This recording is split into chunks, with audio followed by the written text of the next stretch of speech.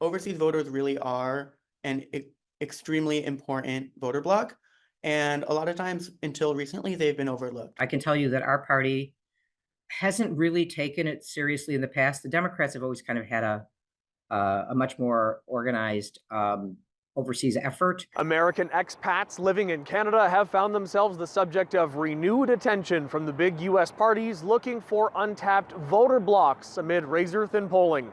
We spoke with two groups, Democrat and Republican, working to wrangle up the 600,000 Americans eligible to cast a vote from Canada.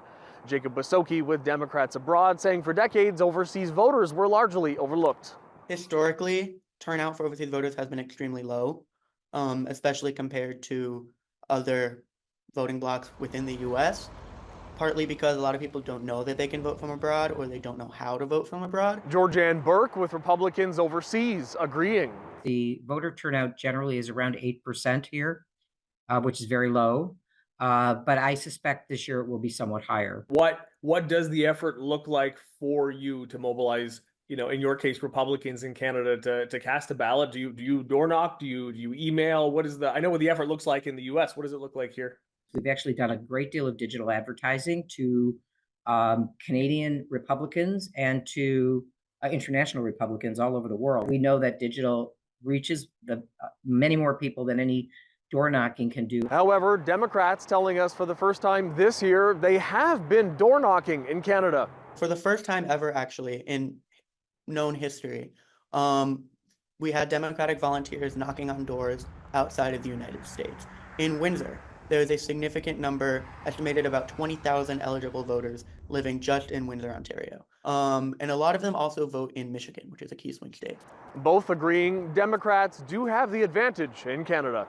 There's no data on this, but the general consensus belief is that overseas citizens, non-military overseas citizens, tend to vote overwhelmingly Democratic. It may, in fact, in Canada be 3-1, let's say, Democrat votes to Republican votes, not surprising. But I think the question is what will happen in other countries. And I can tell you that, for example, in Israel, the Democrats are getting very, very few. Certainly a large enough number of voters to make it worth their while to do it. Meanwhile, Wayne Petrozzi studies politics with Toronto Metropolitan University. He says he's not surprised at the increased effort to court voters abroad, adding the bloc has probably been worth a second look for a long time. In the American case, they're in many countries and also their military abroad. I think American voters here are going to be, like their counterparts in the United States, highly motivated to vote. In fact, I suspect there'll be a higher turnout of American voters resident in Canada than there will be of Americans resident in the United States. For City News, I'm David Zura.